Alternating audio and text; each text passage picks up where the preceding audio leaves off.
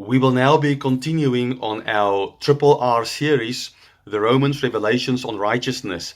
If you have not yet seen the previous sessions, then go back all the way to session 1 and go and allow those revelations, those treasures from heaven to become yours, to go deep down in your heart, to hit the rock, as Jesus says about building your house on the rock. It says, and the one who built his house on the rock was the one who dug deep. So you have to dig deep and keep on digging until that revelation, that treasure from heaven hits the rock. And that is really when the penny drops. That is really where it becomes reality to you. And that is really when that revelation becomes a conviction in you. And at that point, the revelation will start to manifest into your life. And then that process of heaven's treasure being imported and then imparted into your spirit and then manifesting on this earth is coming true. That is the process when Jesus says, your kingdom come, your will be done on earth as it is in heaven. That is how it happens. We first submit to God's will and we receive that word, and as we receive it, get revelation on it, submit to it with an attitude of obeying it, then eventually heaven manifests on earth through us, through you and through you in your community. Now we are in Romans 8. In Romans 8 we will continue from verse 18. Verse 18 we read, for I consider that the sufferings of this present time are not worthy to be compared with the glory which shall be revealed in us. And we've looked at this in our previous sessions. Now verse 19 says, for the earnest expectation of the creation eagerly waits for the revealing of the sons of God. The revealing of the sons of God. Verse 20, for the creation was subjected to futility, not willingly, but because of him who subjected it in hope, because the creation itself also will be delivered from the bondage of corruption into the glorious liberty of the children of God. Now we know that God has made everything perfect. Perfect love, perfect peace, absolute prosperity, no lack, no sickness, no fighting, no jealousy, no strife, perfect. But man was given the command to rule and reign, to have dominion. He did not obey that command because he fell for the deception of Satan. And when he fell for the deception of Satan, as he submitted to that deception, he lost the dominion to Satan. And then Satan and the army of darkness came into this world through the sin of man and started to mess up this world. But the end game is what is now happening. Jesus Christ came and he died on the cross. He took those keys back. He rose from the dead. And then he once again entrusts those keys to us. And he said, go now and proclaim, I have overcome. I have victory. And we go out and we now enforce this victory all across the earth. But creation is still suffering because of the fall of sin, because of this corruption. But what will happen is that the sons of God will be fully revealed. Now the sons of God are being revealed at this stage, but there will come a definite moment when it will be complete.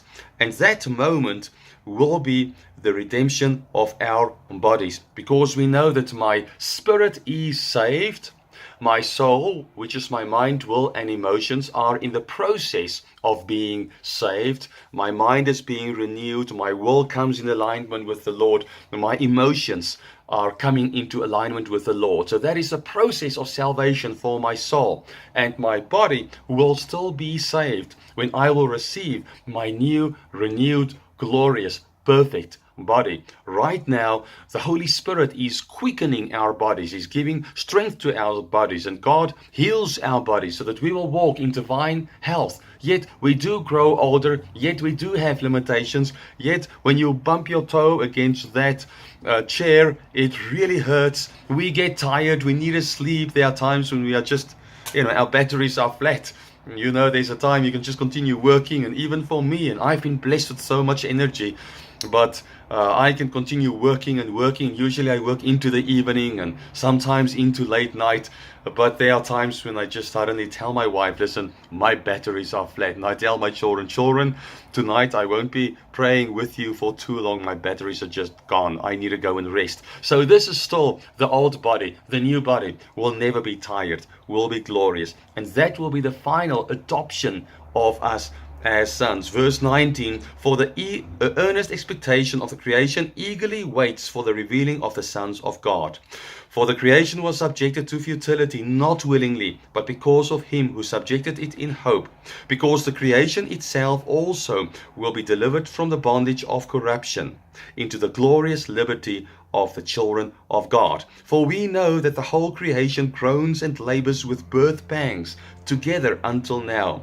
Not only that, but we also who have the first fruits of the Spirit, even we ourselves groan within ourselves, eagerly waiting for the adoption, the redemption of our body. So that full final consummation of our adoption as sons will be the redemption of our body.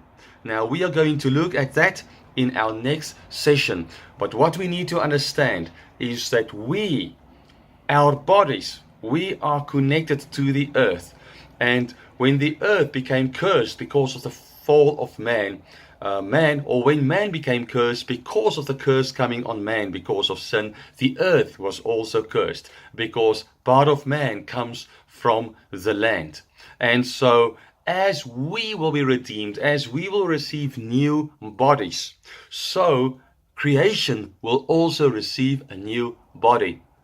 It will be a new heaven and a new earth. The old would be gone and the new would have come.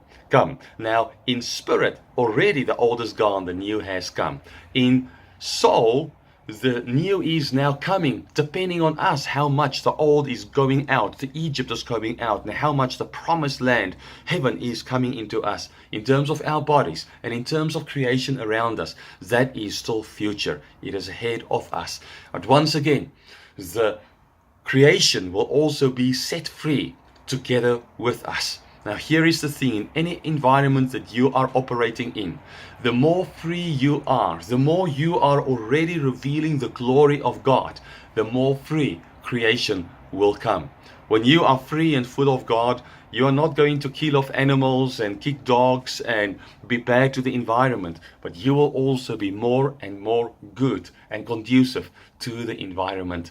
And that is coming back to a part of Genesis 1, which said that we need to have dominion also over creation, which means that we need to look after it. We will continue now in the next session, and right now I pray for you that you will have such a hope in you, because there is an eternity of walking with God. If you are in Jesus Christ, that eternity has already started. And I want to say to you that although our bodies grow older, our spirits just grow stronger and stronger and stronger and stronger. And the time is coming when our bodies will catch up with our spirit. You should just know that there's no time when a person gets to a certain age and where he spiritually starts to go back. Even if your body grows older, your spirit will always be stronger and stronger and stronger. And that's why the time when a person is supposed to be at his highest point,